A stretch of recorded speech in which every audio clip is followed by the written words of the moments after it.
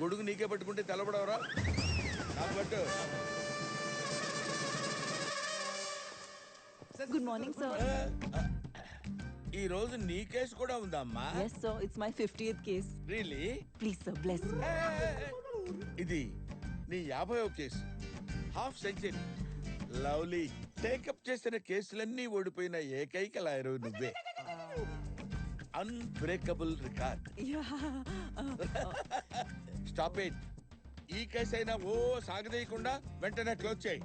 రేయ్, follow me. Juniors, yes senior.